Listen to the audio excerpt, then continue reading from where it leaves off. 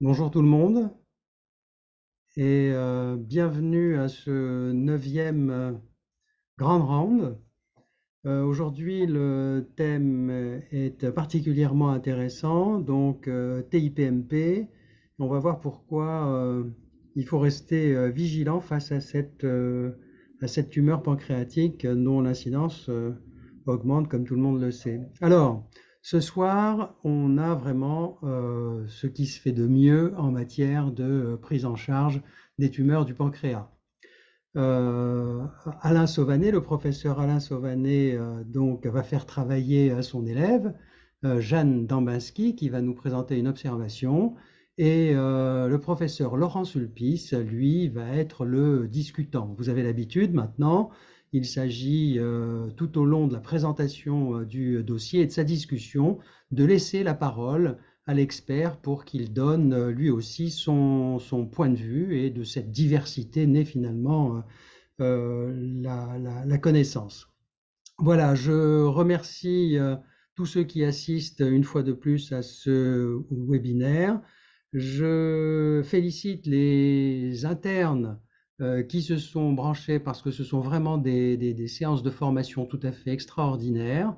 Et je passe tout de suite la parole au chef d'orchestre de ce grand round, Alain Sauvanet. Alain, la parole est à toi. Merci Karim, merci. J'ai le plaisir d'animer cette séance.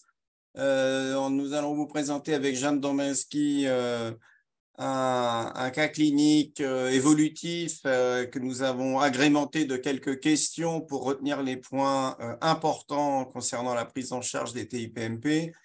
Et nous aurons l'immense plaisir de discuter avec Laurent Sulpice, éminent chirurgien hépato-bilio-pancréatique, à l'esprit souvent acéré, et qui pourra donner son point de vue et puis nous challenger sur certaines options que nous avons prises ou certaines positions que nous pourrions défendre concernant la prise en charge de cette maladie. Jeanne Dambinski, chef de clinique chez nous. Bon, vous le savez sûrement, elle est aussi l'élève de Jean-Marc Régimbaud. Et nous l'avions déjà accueillie pour à l'Interchu. Et là, on a la chance de l'avoir comme chef de clinique. Et elle s'intéresse également donc, beaucoup à la chirurgie pancréatique. Et donc, je vais donc lui laisser la parole. L'idée, c'est qu'elle déroule le cas clinique jusqu'à certaines questions. Et à certaines questions, nous nous arrêtons et nous suggérons à l'assistance et bien sûr aussi à Laurent Sulpice de nous donner leurs réponses ou de leur donner les commentaires. Moi, personnellement, je vois les questions s'afficher sur le chapitre discussion, la vignette discussion du Zoom. Voilà, j'espère que vous allez passer un bon moment avec nous. Jeanne, tu as la parole. Nous t'écoutons avec attention. Merci beaucoup, professeur Sauvanet. Merci de me donner l'occasion de partager cette présentation avec vous. Alors, je vais tout de suite partager mon écran pour que vous puissiez voir la présentation. Voilà. Est-ce que c'est bon? Est-ce qu'on voit la... Oui. Très bien. Donc, on va commencer tout de suite la présentation de ce cas clinique. Il s'agit d'une femme de 45 ans qui a présenté en novembre 2008 une pancréatite aiguë. C'est une dame qui n'a pas d'antécédents notables au niveau médical, chirurgical, et pas d'antécédents familial de maladie pancréatique. Sur le plan de l'exposition aux toxiques, elle ne consomme pas d'alcool, elle ne fume pas, et elle a donc présenté en novembre 2008 une poussée de pancréatite aiguë sans défaillance viscérale. La douleur a cédé au bout de 24 heures. La lipasémie, elle, s'est normalisée en 4 jours. Et sur le plan étiologique, le bilan hépatique était normal. L'échographie n'objectivait pas de lithiase vésiculaire.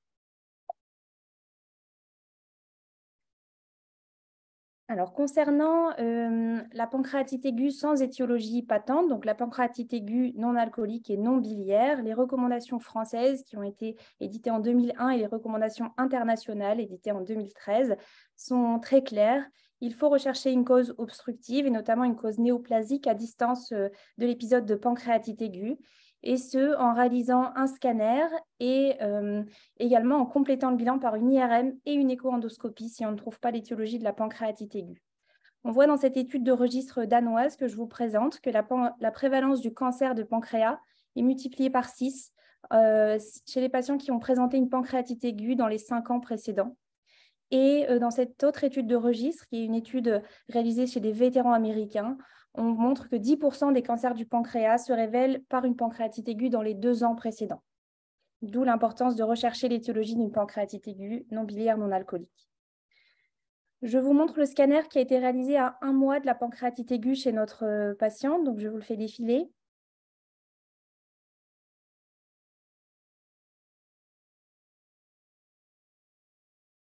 On s'arrête ensuite sur une image d'intérêt.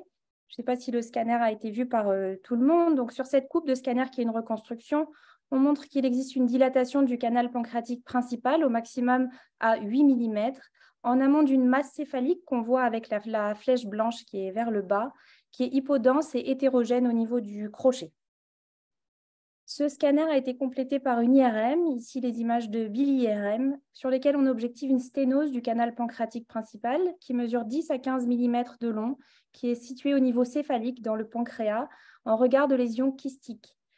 Le canal pancréatique principal en amont est dilaté avec un aspect en flamèche des canaux secondaires et le canal pancréatique principal est fin en aval de la sténose. Le bilan est également complété par une écho-endoscopie qui décrit une masse kystique et solide céphalique au niveau du pancréas en regard d'une sténose du canal pancréatique principal, sans extension vasculaire ou ganglionnaire. Et on réalise le bilan d'extension de cette lésion. On n'objective pas de lésion secondaire hépatique, péritonéale, pulmonaire ou ganglionnaire à distance. L'ACE et le CA19-9 sont normaux. On évoque devant ce bilan le diagnostic de TIPMP invasive. Et je voulais vous demander, professeur Sulpice, avez-vous à ce terme de l'observation des commentaires sur le cas de cette patiente? Merci Jeanne. Déjà, le premier message, c'est que chez la femme jeune, une pancréatite qui n'est pas biliaire, il faut quand même rechercher probablement une TIPMP. Que sur les images de scanner que tu nous as montrées, on a un peu l'impression qu'il y a une forme mixte. Alors, on n'est pas à 10 mm sur le versung, mais on est à 8 mm. Qu'il faut regarder les kystes, mais pour avoir suivi des cours entre guillemets d'IRM et de scanner avec Mme Villerme à l'époque à Beaujon, il faut regarder les kystes, mais il faut regarder surtout autour des kystes. Et parce qu'il peut y avoir de la panine, il peut y avoir des cancers juste à côté des kystes de TIPMP des canaux secondaires. Donc, oui, effectivement, moi j'en ferai une TIPMP de forme mixte et je serais un peu inquiet par l'aspect au niveau de l'incus là qui n'était pas très beau sur le scanner. Voilà. Et est-ce que tu penses qu'il y a d'autres diagnostics qui peuvent être évoqués, en particulier des diagnostics qui feraient qu'on irait soit à la biopsie, soit par écho-endoscopie, soit même à considérer une attitude radicalement différente d'une attitude qu'on va considérer si on retient le diagnostic de TIPMP invasive?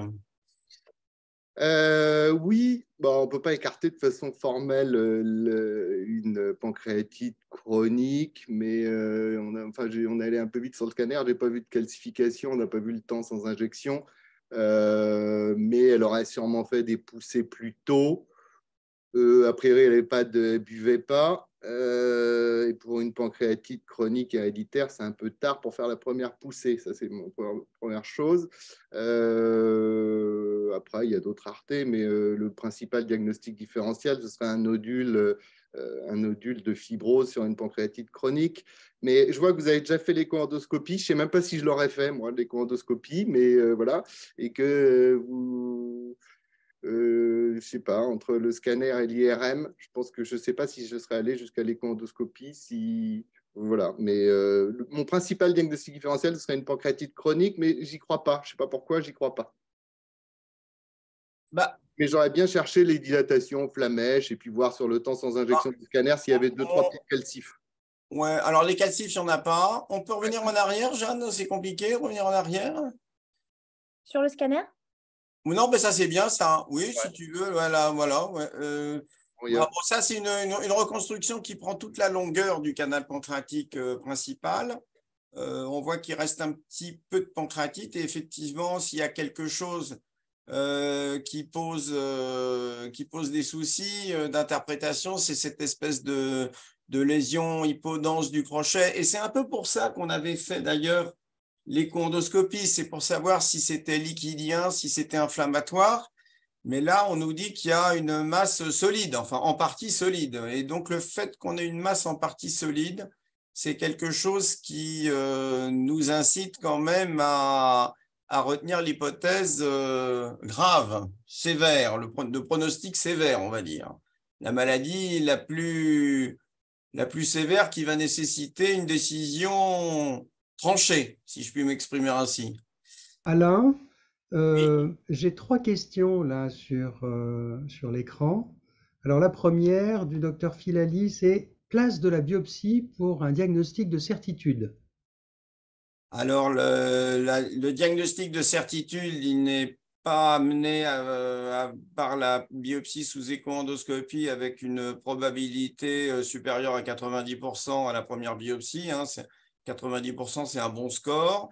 Donc, une biopsie négative n'exclut pas le diagnostic de foyer invasif. Deuxièmement, la biopsie des TIPMP, c'est un peu plus difficile que la biopsie de l'adénocarcinome classique parce qu'il faut éviter d'embrocher une structure kystique sous pression parce que sinon, ça fait des fuites de liquide pancréatique, des pancréatites et ça peut terriblement compliquer la chirurgie.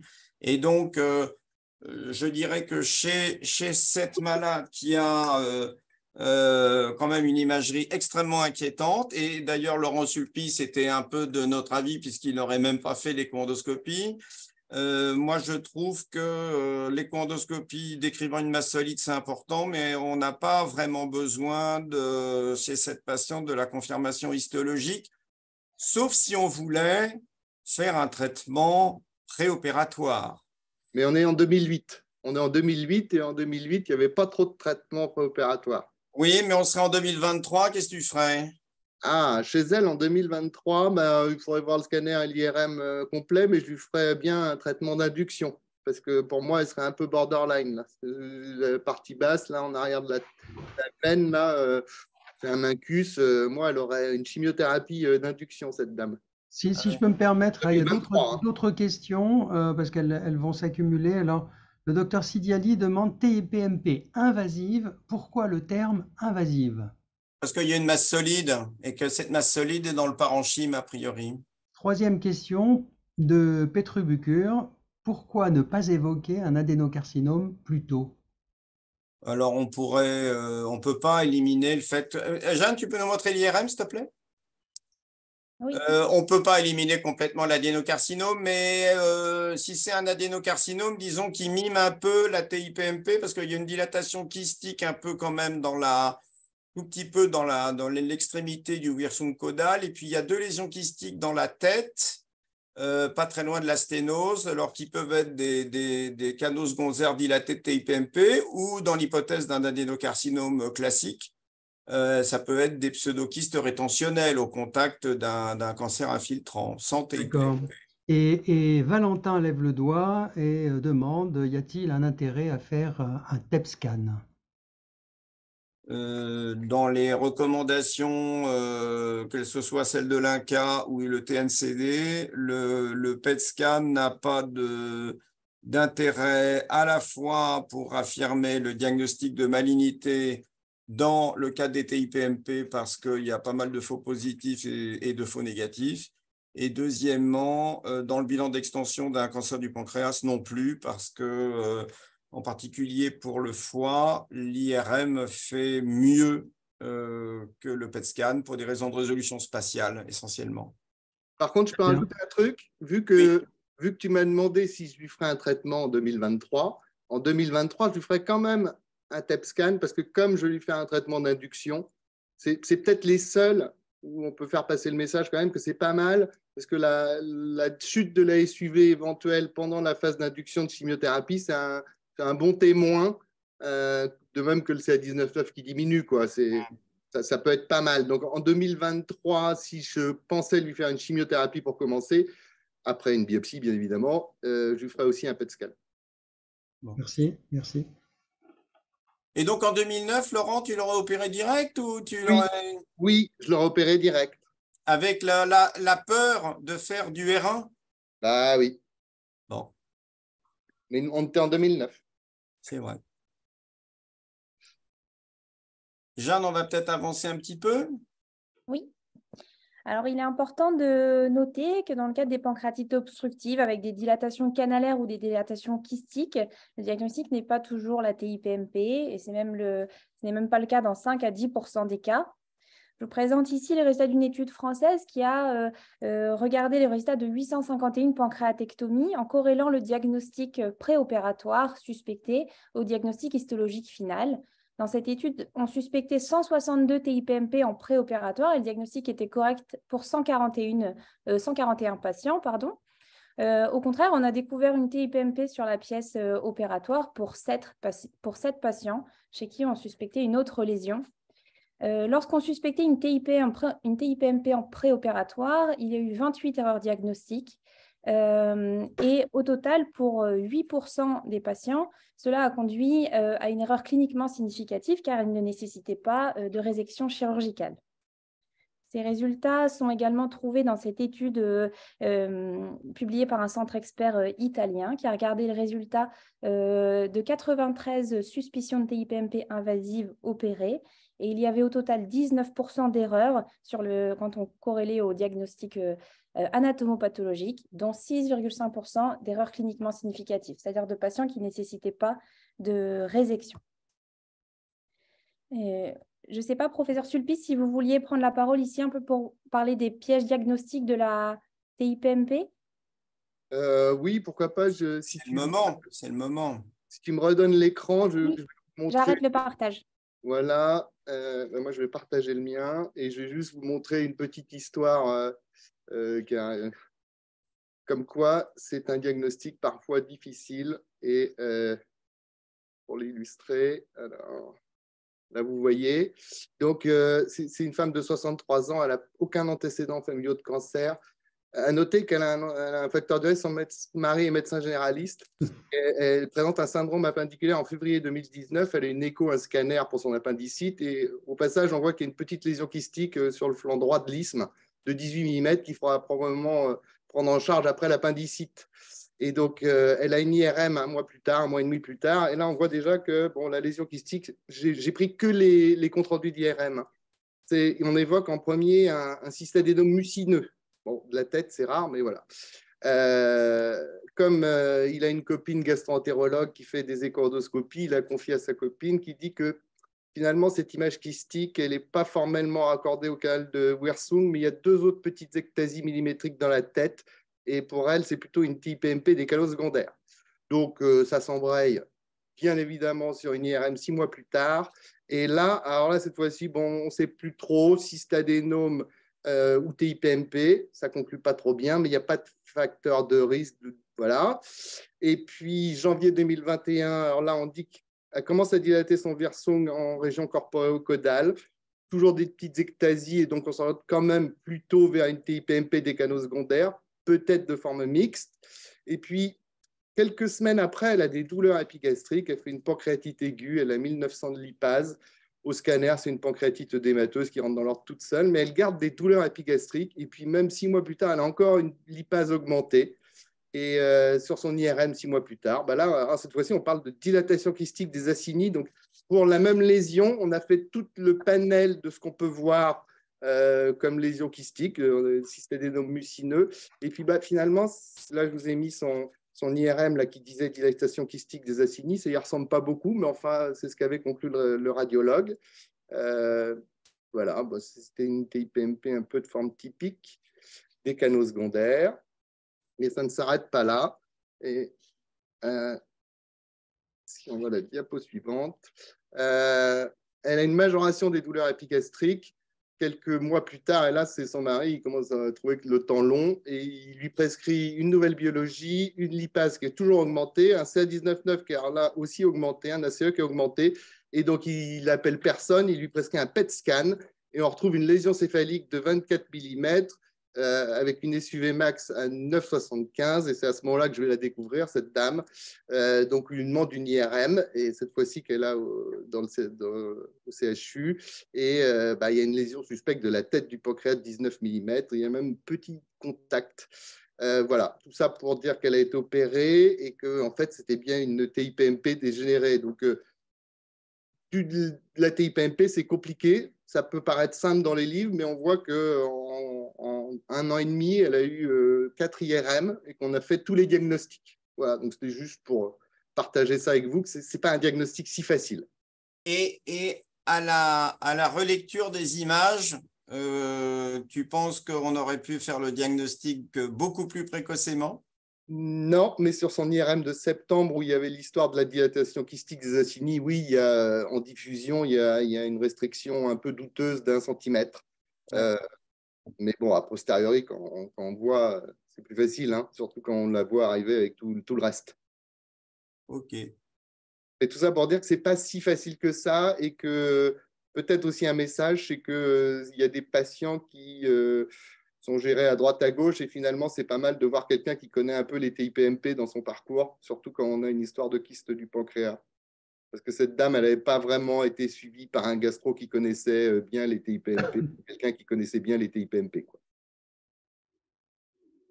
Très bien. Jeanne, on avance un peu? Oui, donc je reprends la parole. Quelques généralités sur les TIPMP. Donc, les TIPMP, c'est une lésion dont la prévalence augmente avec l'âge dans le temps. Et l'augmentation du risque de dégénérescence suit également une augmentation linéaire dans le temps.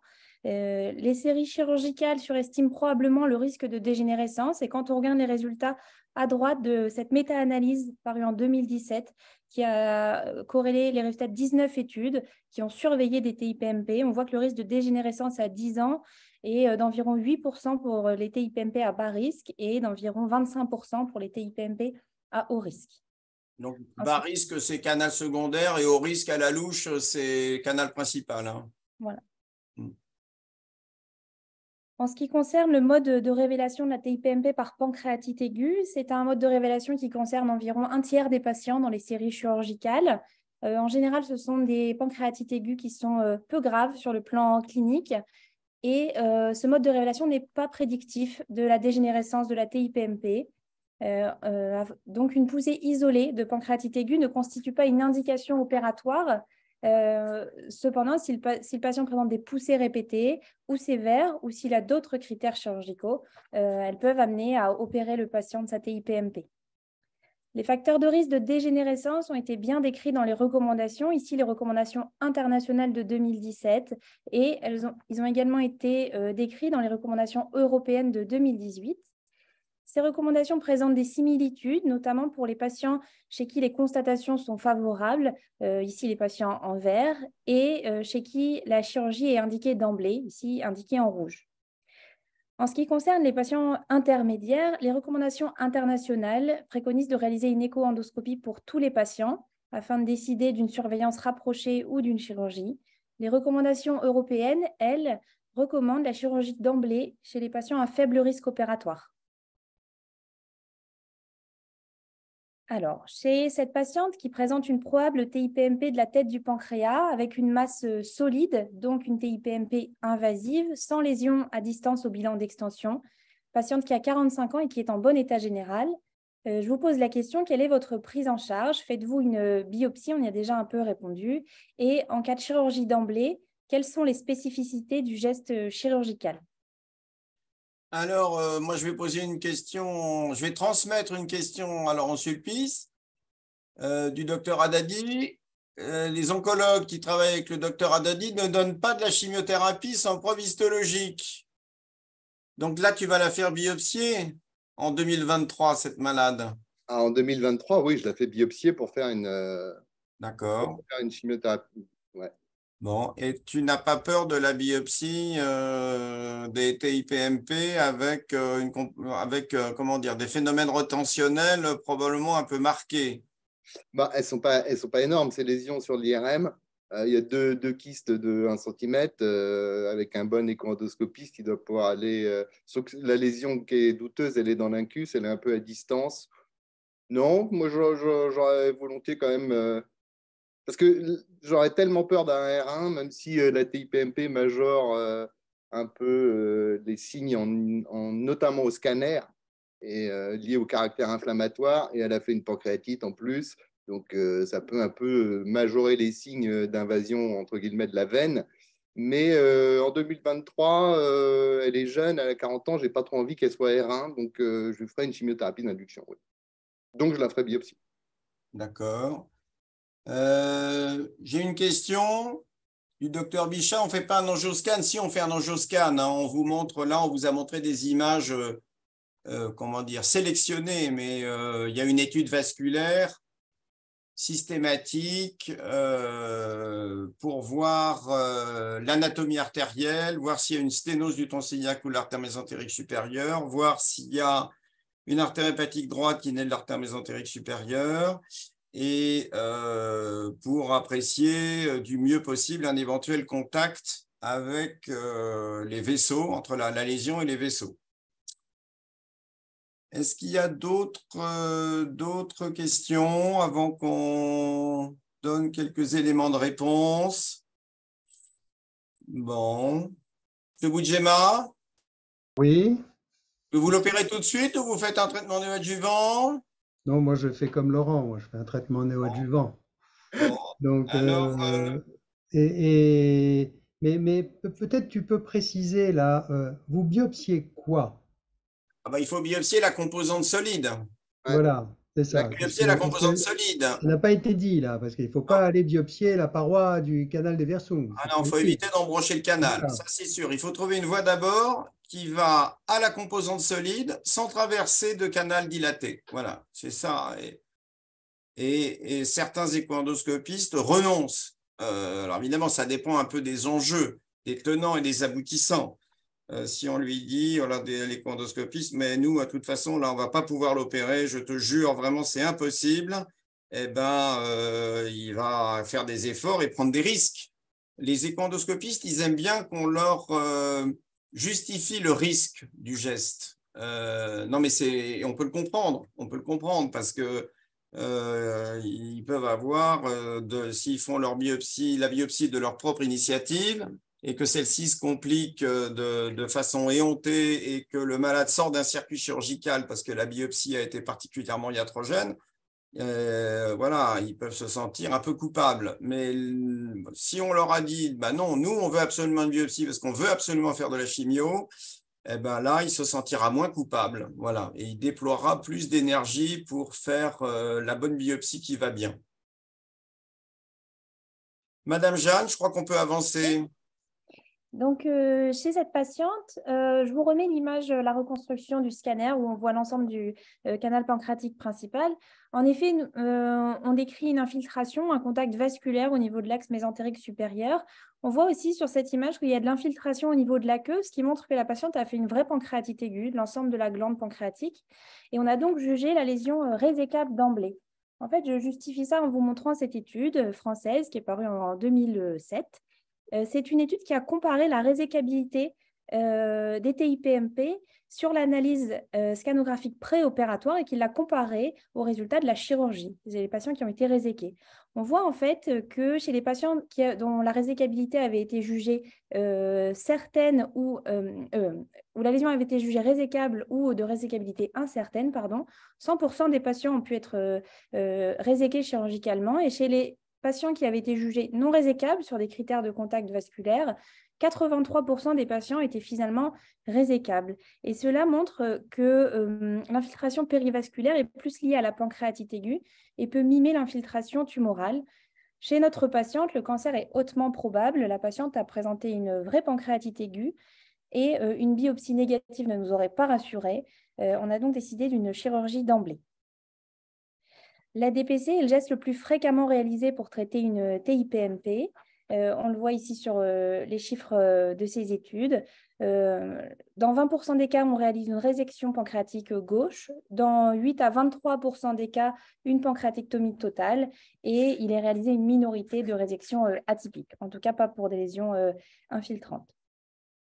Je vous rappelle ici la morbidité du geste de la DPC. Les complications précoces sont dominées par la fistule pancréatique post-opératoire chez 25 à 30% des patients et qui peut causer dans certains cas graves une hémorragie chez moins de 10% des patients. Une autre complication rencontrée est la gastroparésie, d'autant plus si on réalise une préservation pylorique, on en discutera un petit peu plus tard dans cette présentation, donc chez 10 à 20% des patients. Et la mortalité post-opératoire de la DPC est aux alentours de 2 à 5%. À distance du geste, les patients peuvent présenter une insuffisance pancréatique exocrine pour près de la moitié d'entre eux, une diarrhée motrice chez 10% des patients, un diabète chez 7 à 20% des patients, et enfin un amaigrissement et une dénutrition au long cours. Dans le cadre des TIPMP, comment peut-on déterminer l'étendue de la résection ? On pourrait utiliser des critères macroscopiques au niveau de la tranche pancréatique, comme par exemple la taille du canal pancréatique principal ou la présence de mucus. Mais en fait, ces éléments ne sont pas informatifs.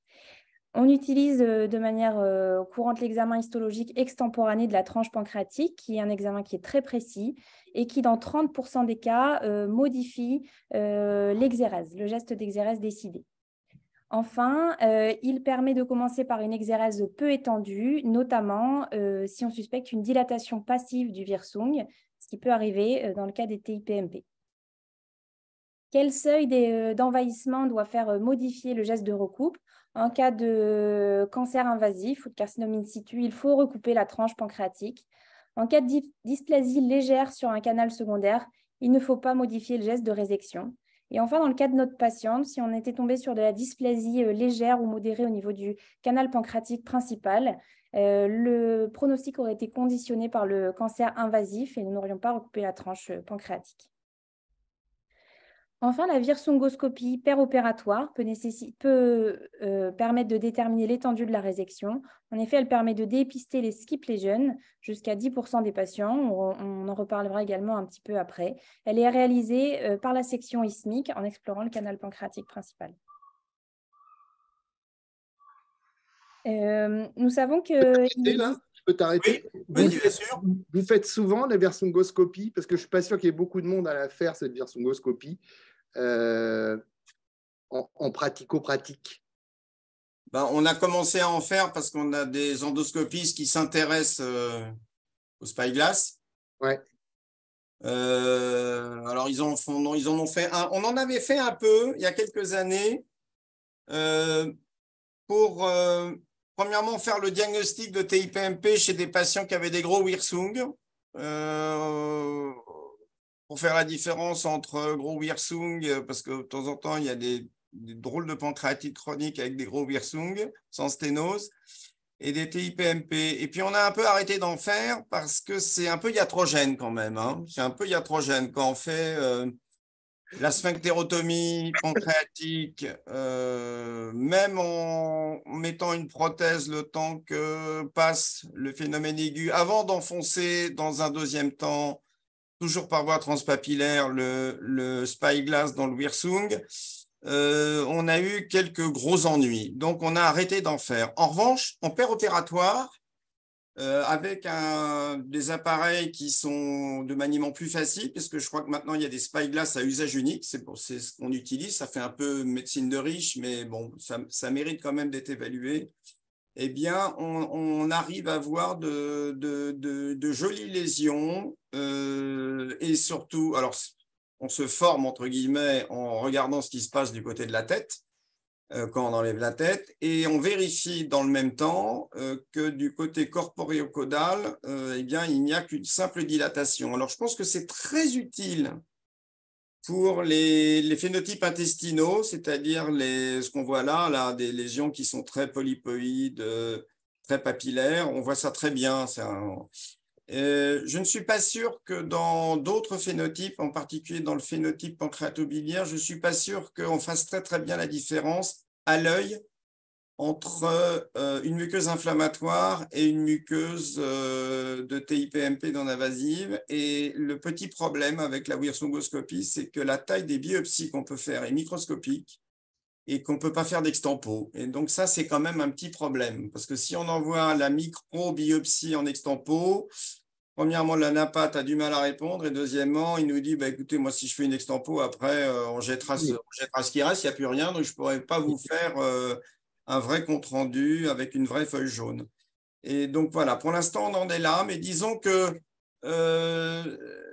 ça a quand même, voilà, il y a un ou deux malades où on a fait très peu, hein, moins de 10, mais il y a un ou deux malades où vraiment les constatations visuelles, même en l'absence de franges et de lésions vileuses, comme on le voit à droite, nous ont aidés à faire la bonne opération, hein, en complément de l'extemporané de la tranche. Merci. Est-ce que j'ai répondu à ta question? Oui, c'était ça. Et puis, il y en a qui essayent aussi la microscopie confocale, là, donc avec des toutes petites sondes, mais je ne sais pas ce que ça donne. Merci. Jeanne, tu peux continuer. Désolé. Donc, je continue. Alors, il existe des scores prédictifs de fistules pancréatiques. Ici, j'ai utilisé le Fistulary Score de Calry qui a été publié en 2013. Donc, on peut, à ce stade du dossier, on peut seulement donner un score à peu près prédictif de fistule chez cette patiente qui a fait une pancréatite aiguë, qui a une TIPMP dégénérée avec un canal pancréatique principal dilaté. Son score de Calry va être aux alentours entre 2 à 4, soit un risque de fistule estimé entre 5 et 22%. Donc, on pense un risque de fistule assez faible chez cette patiente. Et donc, on finit par l'opérer en février 2009 d'une duodénopancréatectomie céphalique par laparotomie. Lors de la section à l'isthme, il n'y a pas d'écoulement de mucus. On réalise un examen extemporané qui nous répond que la tranche est saine au niveau de la section. Le canal pancréatique principal mesure 4 mm et le pancréas est mou. On réalise une anastomose duodéno-jéjunale avec une préservation pylorique et les pertes sanguines sont de 300 cc. En post-opératoire, les suites sont simples et la patiente sort à J14. Et quand on la revoit en consultation à J90, elle a perdu 7% de son poids corporel. L'albuminémie est à 32 grammes par litre. Elle a 2 selles par jour sous extrait pancréatique et pas de diabète. Ah, on s'arrête. Oh, non, on revient en arrière. Pouf, pouf. Pardon. Voilà, merci. Et donc, on a une petite question qui, je pense, est pour vous, Monsieur Sulpice. Quel protocole de chimio vous auriez fait à cette malade en 2023? Avant la chirurgie? Oui, néoadjuvant. Je lui aurais fait 6 cures de FOLFIRINOX. D'accord. Et deuxième question, si la biopsie avait été négative, comment vous auriez fait? Si la biopsie était négative, une bonne question. Je l'aurais opéré. Je l'aurais opéré ou j'aurais retenté une deuxième biopsie. Ça dépend de l'échoendoscopiste qui a fait la première biopsie. Ah. S'il est très bon et que je ne sais pas comment on va faire mieux, je lui en demande, mais je pense qu'il me dira non. Et si ce n'est pas quelqu'un que je connais, je demanderai une deuxième échoendoscopie avec biopsie. Et sinon, D'accord. Voilà. Et donc, moi, j'ai un petit commentaire sur le Spyglass. Effectivement, le Spyglass, il ne doit pas être faisable tout à fait partout parce qu'il n'est pas remboursé. Et donc, il faut passer par il faut se faire aider par les gastro-entérologues. Et moi, je sais que j'ai la chance d'y avoir accès via le professeur Frédéric Pratt. Parce que voilà, on essaye de l'évaluer dans cette maladie, dans cette chirurgie. Il y a quelques centres, en particulier dans le nord de l'Europe, qui ont commencé des protocoles de Spyglass systématique, en Hollande aussi, mais on n'a pas les résultats. Donc, voilà, on en est encore un peu au stade de la recherche pour le Spyglass. Il ne faut pas que ceux qui nous écoutent considèrent que c'est un outil absolument indispensable. En revanche, je crois que ce qui est vraiment indispensable, c'est l'histologie extemporanée de la tranche. Ça, il faut absolument qu'on puisse en disposer pendant l'opération. Bon, et donc, tu vas nous donner la NAPAT, Jeanne, alors, maintenant. Alors, la NAPAT de la DPC, on retrouve une TIPMP mixte du crochet avec un phénotype excrétobiliaire qui contient un adénocarcinome infiltrant de 8 mm qui obstrue un canal secondaire et plusieurs foyers d'adénocarcinome micro-infiltrant, donc de moins de 5 mm. Il n'y a pas d'enchaînement périnerveux, pas d'embole vasculaire et 16 ganglions analysés qui sont tous normaux. Les marges sont saines, la tranche est saine et la lésion est donc PT1B N0, M0, R0 avec la classification TNM actuelle parce qu'elle a changé entre-temps et le stade est donc un stade 1A. Et alors là, évidemment, la question, c'est est-ce qu'on fait un traitement adjuvant et si oui, lequel? Alors, oui, on lui fait un traitement adjuvant parce qu'elle a un adénocarcinome du pancréas. Et à l'époque, c'est 2008, donc il y a eu déjà les résultats de Congo 001. Et donc, on lui fait de la gemcitabine parce qu'il est recommandé pour tout cancer du pancréas R0 ou R1 de faire de la gemcitabine en adjuvant après Congo 001. Donc, moi, je lui ferai de la gemcitabine en 2008. Et en 2023? Je lui ferai du FOLFIRINOX. 6 mois, comme tout le monde. Pareil. D'accord. C'est un adénocard du pancréas. Il n'y a pas de T1, de ganglion, pas de ganglion. C'est tous les adénocars du pancréas ont un FOLFIRINOX adjuvant. Bon. Alors, on va vous donner quelques éléments de réponse parce qu'effectivement, on peut adopter une attitude systématique, mais s'il y a, en particulier chez des patients qui ont eu des suites opératoires un peu difficiles ou qui ont, pour des raisons diverses et variées, n'ont pas envie de recevoir 6 mois de FOLFIRINOX parce qu'ils sont organistes de métier et qu'ils ont besoin d'éviter à tout prix la neuropathie périphérique, il y a quelques arguments quand même pour nuancer cette attitude. Jeanne, allons-y. Oui, donc les éléments de réponse. Donc la réponse est peut-être pas si simple chez cette patiente. Alors tout d'abord, je vous présente une étude de registre américaine. Cette étude de registre a étudié les bénéfices du traitement adjuvant des TIPMP invasives réséquées. Et on voit que dans la cohorte complète, il y a un bénéfice à l'adjonction d'un traitement adjuvant. Cependant, ces résultats sont non significatifs quand on regarde le sous-groupe des patients qui ont une TIPMP avec un cancer de stade 1. De plus, il faut noter que dans cette étude de registre, les protocoles de chimiothérapie sont assez hétérogènes et il s'agit d'une étude américaine dans laquelle il y avait également de la radiothérapie adjuvante. Mais seuls les patients ayant une tumeur évoluée semblent bénéficier du traitement adjuvant.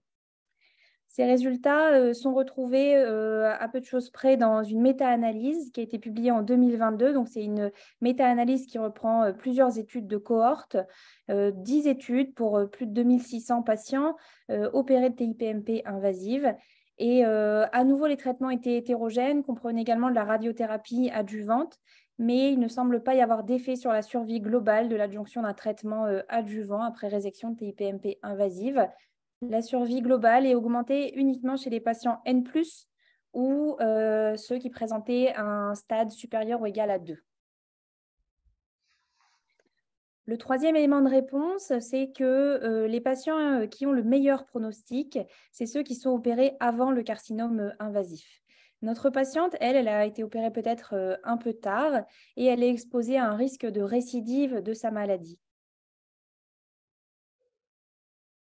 Le quatrième élément de réponse que nous vous présentons, c'est que le pronostic de la TIPMP est lié au phénotype. On voit dans plusieurs séries de TIPMP invasives opérées qui se sont intéressées au phénotype de la TIPMP que le phénotype excrétobiliaire a un pronostic plus péjoratif que le phénotype colloïde muqueux. Donc notre patiente, elle a un phénotype plutôt péjoratif. Et puis enfin, si on regarde les résultats de l'étude Prodige 24 qui a été publiée en 2018 et puis les résultats au long cours publiés en 2022, on sait que Prodige 24 a montré l'amélioration de la survie sans récidive et de la survie globale chez les patients traités par FOLFIRINOX adjuvant au cancer du pancréas versus gemcitabine. Quand on regarde les analyses en sous-groupe pour les petites lésions ou pour les lésions N0, les résultats sont non significatifs. Donc, notre patiente, en 2009, elle a eu un traitement adjuvant par gemcitabine pour une durée de 6 mois et elle l'a bien toléré. La gemcitabine, c'est une chimiothérapie qui est bien tolérée, qui présente moins de toxicité au long cours, mais on peut se poser la question, en 2023, aurait-on fait du FOLFIRINOX adjuvant à cette patiente? Des commentaires, M. Sulpice? Vous avez fait la gemcitabine. en adjuvant. Et moi, je crois que les oncologues à Rennes, ils restent. On a quand même. Parce que finalement, sur la NAPAT, on n'a pas vu le compte-rendu exact de la NAPAT. Est-ce que c'est un vrai adénocarcinome à côté d'une TIPMP ou une TIPMP invasive? Parce qu'il y a aussi des foyers de Panine 3 et de vrais cancers. Pour moi, elle a un adénocarcinome du pancréas, même s'il y a une TIPMP. Et je crois qu'à la RCP, il dirait Folfirinox, sauf si la dame ne veut pas, etc. Après, c'est à discuter, hein, mais je pense qu'elle aurait aujourd'hui quand même. Mais ce qu'on voulait donner là comme message, c'est que dans les petites tumeurs, et cette malade, elle a une petite tumeur, ce n'est pas la plus petite, mais elle a une petite tumeur. Ouais. Et en particulier quand il n'y a pas les emboles, pas les ganglions, pas les problèmes de recoupe, bien évidemment, et le bon phénotype, il n'est pas évident que 6 mois de folfirinox, ça améliore le pronostic. Non. Un petit colloïde muqueux, tout petit colloïde muqueux, de moins de 5 mm ou de 5 à 10 mm, il n'est pas certain. Donc, il n'y a que dans la TIPMP qu'on peut voir ça. Hein. On ne voit jamais ça autrement. Hein. Eh bien, il n'est pas. Alors, moi, je ne suis pas oncologue, hein, mais il n'est pas archi certain que les 6 mois de folfirinox, qui laissent des traces quand même, hein, ça laisse un peu des traces. Quand on revoit les malades en consultation après, ils ont 2 types de plaintes, hein, souvent. Ils ont le tube digestif et les extrémités. Voilà, c'est ça leur qualité de vie. Après la DPC pour TIPMP dégénéré ou pour cancer. Voilà, il faut quand même nuancer peut-être un tout petit peu les choses chez certains malades. Bon, alors, du temps du Gemzar, on était content du temps du Gemzar en 2009. On avait découvert un médicament, je crois, de maniement assez simple, qui permettait de modifier la survie de l'adénocarcinome du pancréas. Donc, si on arrive à le faire passer, il ne laisse pas de traces. Il me semble, une fois qu'on l'a fini de l'administrer, le malade revient à peu près à un état antérieur. Le folfirinox, ce n'est pas tout à fait pareil. La chimiothérapie du cancer colorectal, des métastases hépatiques de cancer colorectal et le folfirinox du cancer du pancréas, enfin, l'oxaliplatine plus précisément, ça laisse un peu des traces quand même. Hein. Il faut simplement, enfin, il faut, à mon avis, retenir qu'il peut y avoir, pour les formes très précoces, peut-être quelques nuances à apporter. Voilà. Je ne sais pas s'il y a des questions dans la salle à ce propos. Si on est R1, est-ce qu'on garde le même protocole en adjuvant? Alors, si moi je peux répondre, il n'y a pas d'indication à la radiothérapie si on est R1. Et donc, la chimiothérapie doit rester la même, qu'on soit R0 ou R1. Et il n'y a pas d'indication à la radiothérapie. C'est une question pour vous, Monsieur Sulpice. Vous auriez fait 6 cures de folfirinox, vous auriez attendu combien de temps pour opérer votre malade après la fin du traitement? Après les 6 cures? Oui. 3 semaines, 3-4 semaines, le temps qu'elle. 3-4 semaines, le temps de la préparer. Le temps qu'elle récupère au plan général et hématologique, quoi. Exactement. Entre 3 et 4 semaines. Très bien. Donc, nous sommes devant une TIPMP invasive opérée, PT1B N0 M0 R0, qui a reçu un traitement adjuvant pendant 6 mois, donc 6 mois de gemcitabine. Et là, une nouvelle question. Quelle surveillance planifiez-vous? Je l'ai surveillé comme un cancer du pancréas, c'est-à-dire qu'elle va être vue tous les 3 mois avec un examen clinique.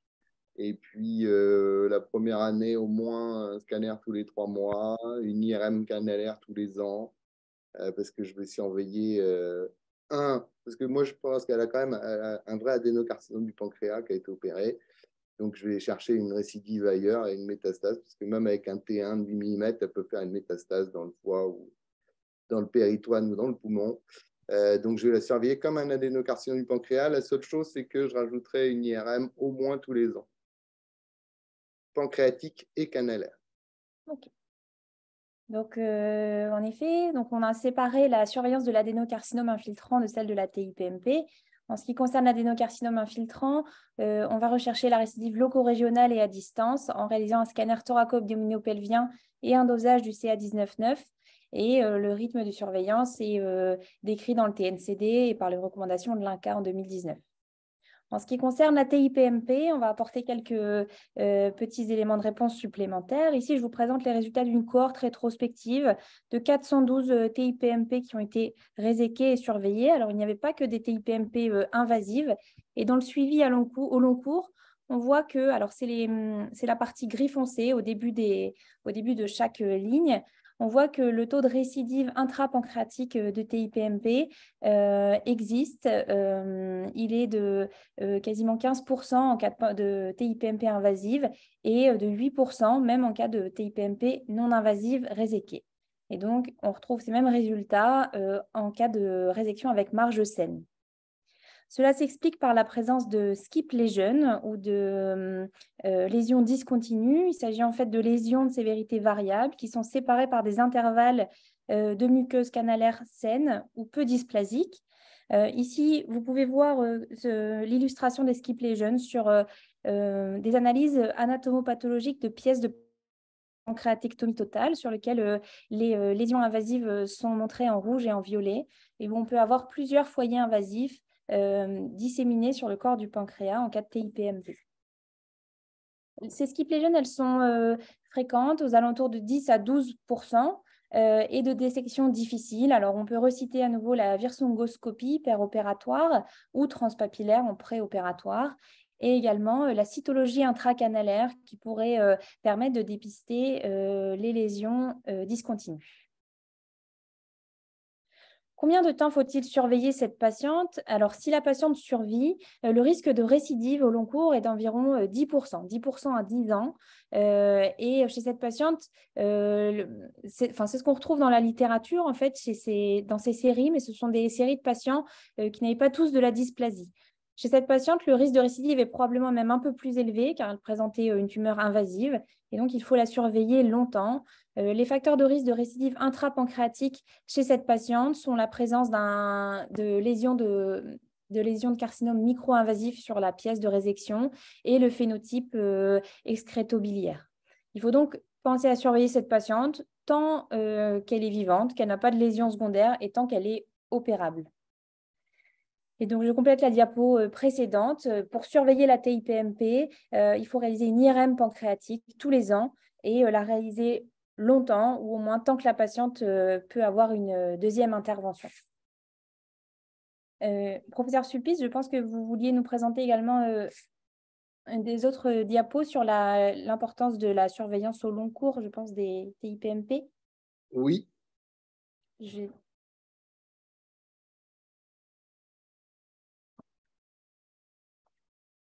Alors, c'est juste un homme de 59 ans que j'avais opéré en 2009.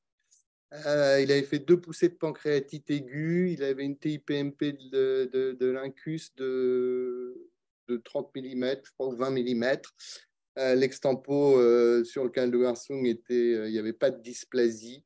Et sur la pièce définitive, il y avait de la dysplasie de haut grade sur sa TIPMP. Il n'y avait pas de cancer. Il a été surveillé jusqu'en 2014, 5 ans, et puis il a été perdu de vue. Et puis là, pour dire qu'il faut surveiller, il faut surveiller longtemps, ben on l'a revu en novembre 2023. Il a un diabète et il a une altération de l'état général. Et puis, il a une imagerie qui prouve une masse hypodense de la queue du pancréas. Et sur le bilan d'extension, malheureusement, il a aussi des métastases hépatiques. Donc, le message que je voulais rajouter, c'est que oui, il faut les surveiller, comme tu l'as dit, il faut les surveiller longtemps. Et 5 ans, ça ne suffit pas. Parce que là, on est à 2009-2022. Donc, voilà. Donc, c'était ce que je voulais rajouter. Donc, je suis tout à fait d'accord avec toi, il faut les surveiller très longtemps.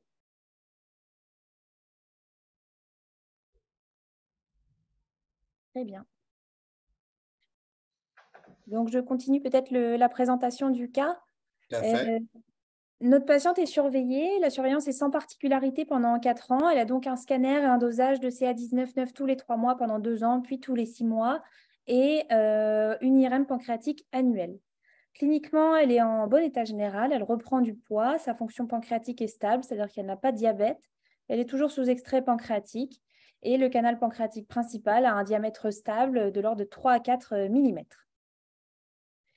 En janvier 2013, donc à 4 mois de son dernier contrôle qui est bien régulier, donc à 4 ans de la DPC, elle a maintenant 50 ans, elle présente une douleur de type pancréatique qui lui rappelle la pancréatite aiguë inaugurale de sa maladie.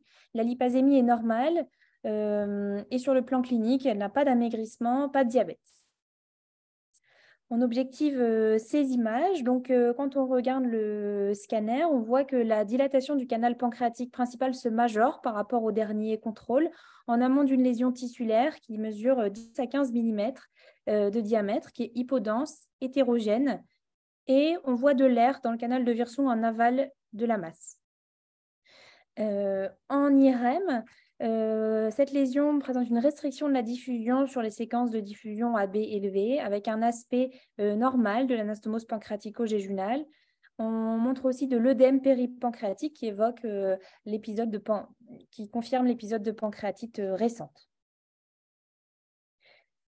Notre patiente a donc eu une DPC pour TIPMP invasive 4 ans auparavant. Elle présente maintenant un nodule tissulaire de 22 mm dans le corps du pancréas qui est apparu récemment et le bilan d'extension est négatif. À ce moment de l'observation, quel est votre diagnostic et quelle serait votre prise en charge? Au vu de l'IRM, je pense qu'elle a une récidive et donc si le bilan d'extension est négatif, je la réopérerai et je totaliserai la pancréatectomie. Totalisation ou recoupe du corps? Non, parce que là, on va couper, faut qu'on ait, elle a un nodule qui est, jusqu'à preuve du contraire, un nouveau cancer, donc il faut faire un vrai curage de ce nouveau cancer, et donc je lui ferai une vraie chirurgie, là encore, et je totaliserai avec un vrai curage. Mais je garderai la rate. Biopsie ou pas biopsie? Alors attends, il y a la restriction en diffusion. L'écho-endoscopie, elle a eu l'écho-endoscopie? Qu'est-ce qu'il dit l'écho-endoscopiste là? À ce moment-là, on n'a pas eu d'écho-endoscopie. Non, on l'a pas fait là. On s'est relâché, on s'est relâché. Ouais. Comme ça fait quand même, cancer. Donc, je sais pas si j'irais. Non, moi je l'opérerais. Bon. Et avant de l'opérer, c'est une question immunonutrition ou pas immunonutrition? Oui, nous on fait systématiquement. Sur quel argument? Sur quel argument? Bon, c'est que tous les patients avec des cancers, on leur refait quasiment au moins 10 jours d'immunonutrition parce que ça diminue un peu les complications post-opératoires. Il y a un peu de littérature qui nous dit que ça diminue les complications infectieuses et puis pour la DPC, peut-être aussi la durée d'hospitalisation. Alors voilà, dès qu'on parle de durée d'hospitalisation, ça motive. Ouais. Mais c'est compliqué en France. Oui, c'est compliqué, mais bon, il se trouve qu'il y a une méta-analyse qui nous dit qu'il vaut mieux faire un peu d'immunonutrition avant DPC. Donc, bon, là, on n'est pas tout à fait dans ce cadre-là, mais donc on la totalise. Oui. Room. Bon, très bien. Alors, Madame Jeanne, racontez-nous. Je continue. Alors, un petit piège diagnostique. Après DPC, il faut se méfier de la sténose de l'anastomose pancréatico-digestive, qui peut être assez fréquente, de l'ordre de 30 à 70% des patients, qui est multifactorielle, bien sûr, qui est liée au diamètre initial du canal pancréatique principal, à la technique d'anastomose, parce que l'anastomose pancréatico-gastrique serait plus pourvoyeuse de sténose, et également la fistule anastomotique. Pour diagnostiquer une récidive de TIPMP en imagerie, donc après pancréatectomie gauche, bien sûr, les critères ne sont pas modifiés, mais après DPC, en cas d'apparition d'une dilatation du canal de Wirsung, il faut éliminer la sténose anastomotique. Sur le scanner, on voyait bien qu'il y avait présence d'air en aval de la lésion et donc une anastomose qui était normale. En cas de doute, il faut réopérer le patient. Chez cette patiente, nous n'avions pas d'argument pour une sténose anastomotique. On suspectait bien une deuxième localisation tumorale, probablement maligne. Le bilan d'extension était sans particularité. La patiente étant résécable d'emblée, on a décidé d'une prise en charge chirurgicale. Donc, une pancréatectomie gauche avec curage ganglionnaire, ce qui correspondait chez cette patiente à une totalisation de la pancréatectomie. La TIPMP, c'est actuellement l'indication la plus fréquente de pancréatectomie totale ou de totalisation de pancréatectomie. L'indication idéale, celle qui conduit au meilleur pronostic, c'est le patient qui présente des lésions panpancréatiques en dysplasie sévère et chez un patient qui est en bon état général. Mais bien sûr, elle peut également être nécessaire en cas de cancer. Alors, les conséquences de la chirurgie doivent être connues des chirurgiens et il faut les expliquer bien sûr aux patients. Les conséquences de la totalisation ou pancréatectomie totale sur la fonction endocrine sont l'arrivée d'un diabète qui conduit à des hypoglycémies chez tous les patients, avec chez même certains patients des hypoglycémies très importantes avec des conséquences parfois létales. En ce qui concerne la fonction exocrine, environ 15%, les patients perdent environ 15% de leur poids corporel il faut surveiller la dénutrition. Ils ont également une altération de la qualité de vie. Un tiers d'entre eux présentent des selles nocturnes et ils doivent être supplémentés en extrait pancréatique. Enfin, le risque d'ulcère de l'anastomose d'ulcère gastro-jéjunal est important, de l'ordre de 20 à 25%, et impose la prise d'IPP à vie. Une autre complication grave de la totalisation de pancréatectomie ou de la pancréatectomie totale, c'est la congestion veineuse gastrique. Ici, je vous présente les résultats d'une étude sur la database nationale allemande publiée dans Annals en 2022 qui a regardé les résultats de 585 DPT, donc 514 pancréatectomie totale d'emblée et 71 totalisations. La congestion veineuse gastrique qui a imposé une gastrectomie partielle ou totale concernait environ 30%, presque 30% des patients et elle majorait la mortalité à J90 de manière significative. Les facteurs de risque de congestion veineuse gastrique étaient la réalisation d'une splénectomie associée au geste ou la résection de la veine gastrique droite. Notre patiente a eu en mars 2013 une totalisation de pancréatectomie. Elle a été réalisée sous célioscopie. Le geste a consisté en une splénopancréatectomie avec une fermeture de l'anse jéjunale en amont d'anastomose hépatico-jéjunale. Elle n'a pas présenté de congestion gastrique en post-opératoire. Il faut noter que lors de la première intervention, on ne s'était pas attardé sur ce point, mais elle avait eu une DPC avec conservation du pylore et des vaisseaux pyloriques. Les pertes sanguines lors de la totalisation sont de l'ordre de 150 cc. Les suites sont simples. À J10, elle sort d'hospitalisation et elle est transférée en service de diabétologie. On la revoit en consultation à J90. Elle est sous extrait pancréatique. Elle a 3 selles par jour. Elle a perdu 10% de son poids corporel et l'albuminémie est à 31 grammes par litre. Je vous montre les résultats de l'analyse anatomopathologique. Donc, il s'agissait d'une TIPMP du canal pancréatique principal de phénotype excrétobiliaire, dégénéré en adénocarcinome moyennement différencié qui mesurait 15 mm de diamètre. Il y avait des engainements périnerveux, mais pas d'embole vasculaire. Et il existait un envahissement du tissu adipeux péripancréatique. 16 ganglions ont été analysés, étaient tous normaux. Les marges étaient saines de plus d'1 millimètre. Et selon la dernière classification TNM, la lésion était PT1C, N0, M0, R0, donc toujours un stade 1A pour la deuxième lésion. La patiente a eu un traitement adjuvant par 6 mois de gemcitabine qu'elle a bien toléré. Alors à l'époque, on est en 2013. Elle a déjà bien toléré sa chimiothérapie en 2009. On peut se poser la question, en 2023, est-ce qu'on lui ferait du FOLFIRINOX? Et si elle avait déjà eu du FOLFIRINOX lors de son premier cancer, est-ce qu'on pourrait lui en refaire une deuxième fois? Un élément supplémentaire chez cette patiente, un argument pour lui refaire de la gemcitabine, c'est qu'on a eu, dans un délai de 2 mois après la chirurgie, les résultats d'un immunomarquage anti-HENT1. Alors, il avait été recherché à l'époque car c'est un marqueur d'efficacité de la gemcitabine. Il permet la chimiothérapie d'entrer dans la cellule. Actuellement, on ne peut plus rechercher, on ne peut plus réaliser cet immunomarquage car l'anticorps n'est plus fabriqué. Monsieur Sulpice, un petit commentaire? Bah, c'est dommage que cet anticorps ne soit plus fabriqué. Et ça fait la une de gastroentérologie de ce mois-ci, je crois, sur la personnalisation de la chimiothérapie dans les adénocarcinomes du pancréas. Ouais.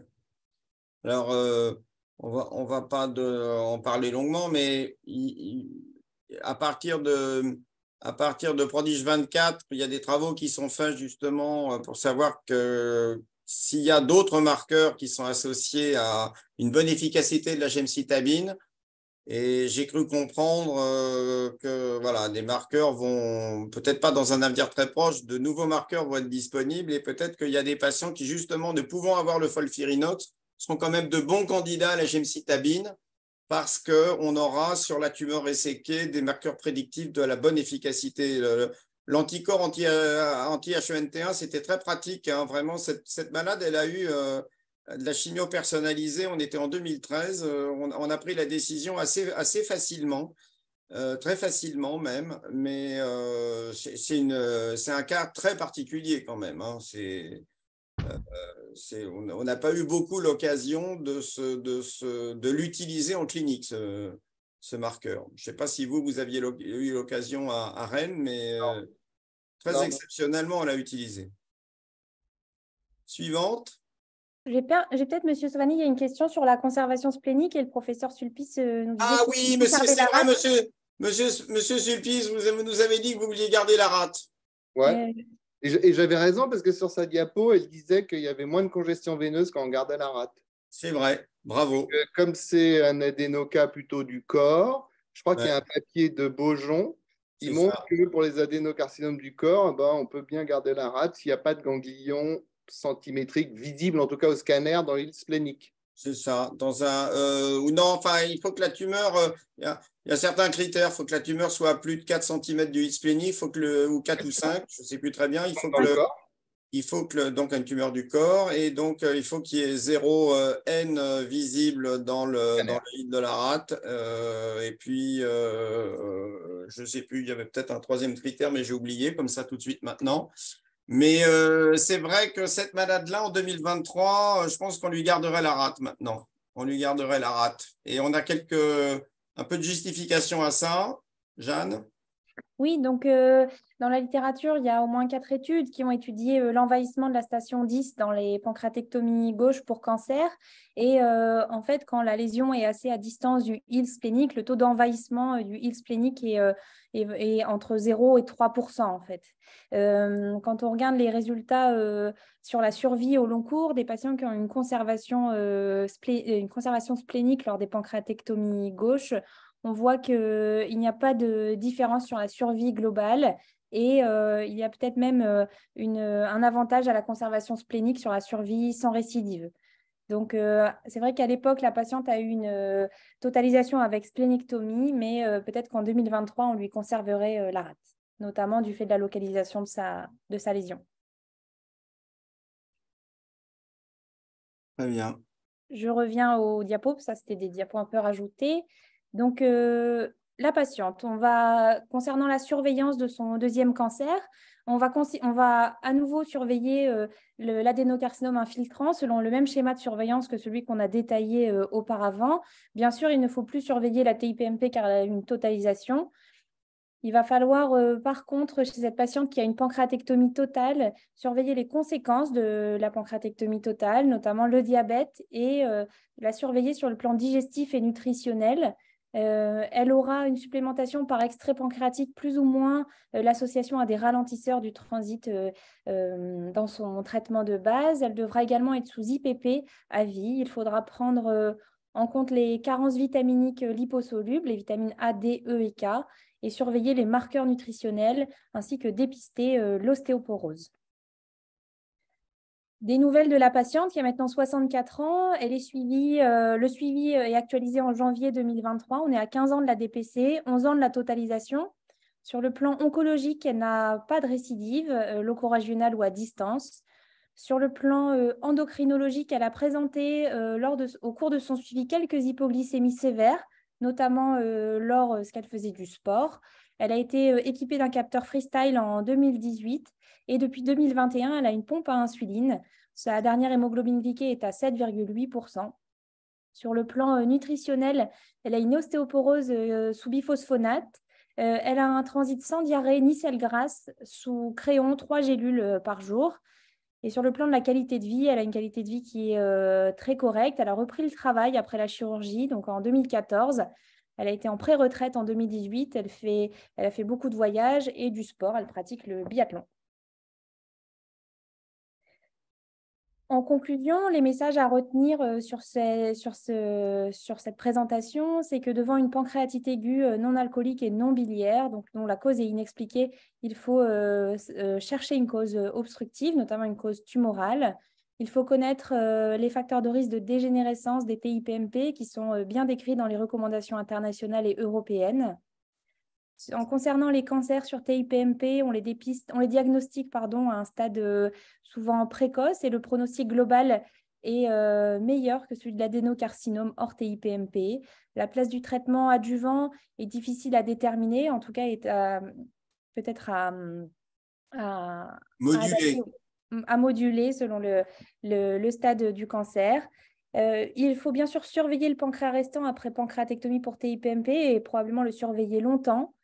Et enfin, la duodénopancréatectomie totale, c'est une intervention qui est lourde, mais qui peut potentiellement être source de guérison définitive. On a vu le cas chez cette patiente qui présentait une double localisation d'un adénocarcinome pancréatique. Voilà, très bien. Bravo, Jeanne. Merci beaucoup. Monsieur Sulpice, d'autres commentaires concernant cette histoire? L'histoire, la présentation elle est très bien, ça fait le tour de la TIPMP, il faut la surveiller longtemps, très longtemps. Et pour ça, si tu me redonnes l'écran, oui. J'ai 2 diapos à partager. Et ça va être très rapide, partager.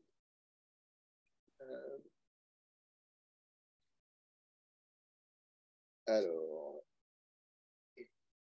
En fait, cette surveillance, elle n'est pas si évidente que ça parce que aux États-Unis, les recommandations des gastro-entérologues en 2015, c'était que si on opère une TIPMP qui n'est pas en dysplasie de haut grade, il ne faut pas la surveiller et qu'on ne surveille que celles qui sont en dysplasie de haut grade opérées ou au cancer invasif. Donc, ce n'était pas si évident que ça. Dans les recommandations européennes, là, c'est plus clair. Il faut surveiller toutes les TIPMP opérées. Et le message, c'est qu'il faut les surveiller à vie jusqu'à ce qu'ils soient à nouveau opérables éventuellement, parce que si à partir du moment où ils ont trop de comorbidité, il faut arrêter la surveillance. Et puis, il y a un papier tout récent qui est sorti il y a moins d'1 mois, qui a refait un peu le tour sur la surveillance des TIPMP opérés, et qui conclut qu'il n'y a pas beaucoup de preuves factuelles pour dire quel malade surveiller et combien de temps, mais que quand même, le seul truc qui sort, c'est qu'au-dessus d'avoir opéré une dysplasie de haut grade et quand il y a une histoire familiale de cancer du pancréas, faut les surveiller et les surveiller plus longtemps. Voilà ce que je voulais conclure parce que c'est tout neuf. Il est sorti en février 2023. Très bien, non, mais tu as tout à fait raison. On n'en a pas parlé, mais les recommandations américaines, elles sont un peu à côté de la plaque sur plusieurs points. Déjà, elles ont un gros défaut, c'est qu'elles méconnaissent plus de cancers que les recommandations européennes et internationales. Les recommandations européennes et internationales, elles, en revanche, leur défaut, c'est qu'elles font opérer des malades qui ont des lésions pas très, très évoluées. Mais Bon, si on admet que la chirurgie de la TIPMP, elle est faite peut-être surtout dans des centres qui ont un peu d'expérience et qui ont une faible mortalité, je pense qu'il vaut mieux opérer peut-être un peu trop de malades dans des centres où le risque de la pancréatectomie est, entre guillemets, sous contrôle, plutôt que de laisser dans la nature des malades qui ont des cancers du pancréas. Et donc, il y a 2 études hollandaises qui ont comparé la sensibilité, spécificité VPP et VPN des recommandations internationales, européennes et américaines. Et les recommandations américaines, vraiment, c'est pas bon. Et le deuxième problème, alors c'est peut-être lié à des contraintes médico-économiques, hein, mais arrêter la surveillance au bout de 5 ans, c'est un peu déconnant, quoi. C'est même semi-criminel chez certains malades. Et donc, les recommandations américaines, qui d'ailleurs ont été rédigées uniquement par des gastro-entérologues, Oui. sont des mauvaises recommandations. Les recommandations européennes et américaines, qui ont été rédigées d'ailleurs essentiellement par des chirurgiens, il y a quelques gastro-entérologues qui ont travaillé avec les chirurgiens, mais bon, elles sont un peu, on va dire, poussent à la chirurgie. Bon, elles sont amenées, à mon avis, à évoluer, à s'affiner, sûrement aussi un peu à fusionner parce qu'elles ne sont pas très, très différentes, les recommandations américaines et européennes. Il y a des petites nuances qui tiennent autour de la définition de certains critères et ou la place de l'écho-endoscopie, mais globalement, ils sont d'accord sur beaucoup de choses. Et pour l'instant, celles qui sont un peu meilleures en termes de sensibilité, spécificité, valeurs prédictives positives et valeurs prédictives négatives, ce sont les recommandations internationales parce qu'elles laissent une meilleure place à l'écho-endoscopie. Et l'écho-endoscopie, de temps en temps, reclasse des patients qui avaient des worrisome features, il les reclasse en high-risk stigmata. Et ça permet ainsi l'ablation de lésions en dysplasie sévère, petit cancer, et ce qu'on n'a pas dans les recommandations européennes où finalement on ratisse peut-être un peu trop large. Voilà, c'est la seule petite nuance qui existe entre les deux. Mais c'est très bien c'est très bien comme le fait cet article que tu nous cites, de focaliser les chirurgiens sur les patients sur lesquels, là où il faut vraiment rien lâcher en termes de surveillance. Quand on a opéré de la dysplasie de haut grade, quand le patient a des antécédents familiaux, il faut être particulièrement vigilant. Voilà. Très bien, merci Alain pour ce message, mais puis merci à tous. C'était une très très belle, un très beau, très grand round, un grand cru. Merci à Jeanne Dambaski, qui a fait une très belle présentation. Merci à Laurent Merci Jeanne. qui a été très pointu dans ses réponses et ses commentaires d'experts. Pour ceux qui nous ont écoutés, une soixantaine d'auditeurs, donc vous voyez que ça marche très bien ces grandes rounds. Sachez que c'est enregistré évidemment et que vous pouvez retrouver toutes les discussions sur le site de la CHBT. Alors notre prochain rendez-vous c'est le 25 mai. C'est Maximiliano Gelli de l'Institut Gustave Roussy qui abordera le sujet de la résécabilité des métastases hépatiques des cancers colorectaux et qui va une fois de plus nous démontrer que c'est vraiment un travail d'équipe. Voilà, je vous dis donc bonne soirée d'abord et puis au 25, à très bientôt. Merci à tous. Au revoir. Au revoir. Au revoir, merci beaucoup.